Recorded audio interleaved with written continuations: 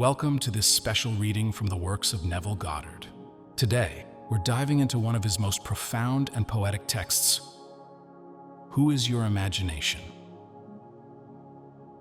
Let this explanation be a doorway into truth, into the creative power that lives within you. Imagination is one of those words we hear so often. It begins to lose its meaning. It's used to describe creativity, daydreaming, suspicion, and even delusion. At times, we praise it, calling someone a visionary. Other times, we use it to dismiss ideas we think are unrealistic. But what does imagination truly mean? Neville invites us to go deeper. He proposes that imagination isn't just a mental activity. It's the power behind everything we experience. It's not metaphorical. It's not poetic fluff. It's literal. Imagination is the source of creation. He identifies the figure of Christ in the Bible not as a man of history, but as the living presence of imagination within us. Every act of forgiveness, every manifestation of healing, wealth, or love, these are not miracles bestowed from outside. They are the inevitable results of awakened imagination. To imagine something isn't to fantasize, it's to give life to it. The poet Blake once described imagination as the eternal body of man, the divine itself. This is exactly how Neville sees it. When we live through our imagination, we are aligned with the divine. When we don't, we become mere phantoms of the world, tossed around by circumstance. Neville's message is simple. We are here to live from the inside out. The mystery of life, the one hidden for ages, is that the creative power we've attributed to God is actually moving in us, as us. It is imagination. He wants this to be as clear and straightforward as possible. Not as a doctrine, but as a living truth.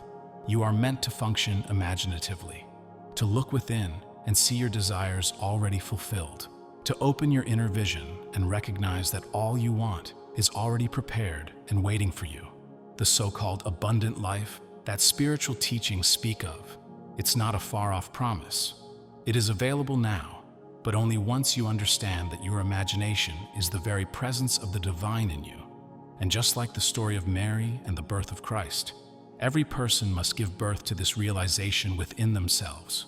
This is not about religion, it's about experience. You don't believe in imagination. You realize it as the source of your every creation. Of course, this kind of awakening doesn't happen all at once. It's a gradual shift from living according to tradition and logic to living from divine experience.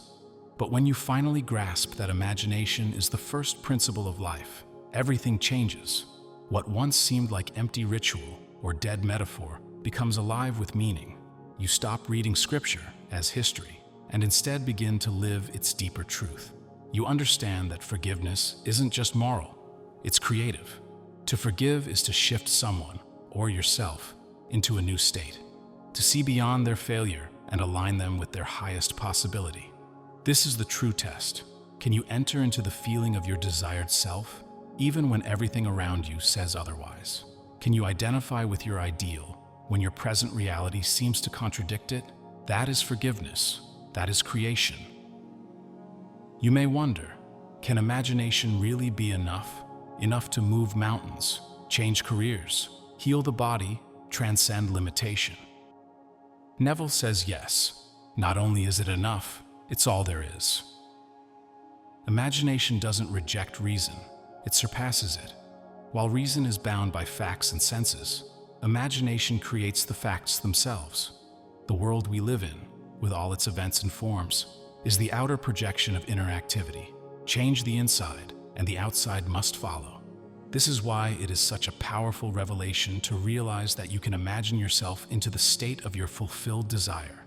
That you are not trapped by circumstance, but by belief. And belief is simply imagination sustained. The real you is not the name, the job, the story. It is your magnificent imagination. That is your true self. And once awakened, it performs what logic would call miracles. Until that awakening, life will seem like it happens to you. You'll see the world as something separate, objective, and random. But when you awaken to the truth, you recognize that everything you experience flows from within you, by affinity with your own inner activity. Reality doesn't come from out there. It comes from in here. Every other person, every circumstance, they may appear to have a life of their own, but their interaction with you is shaped by your inner world.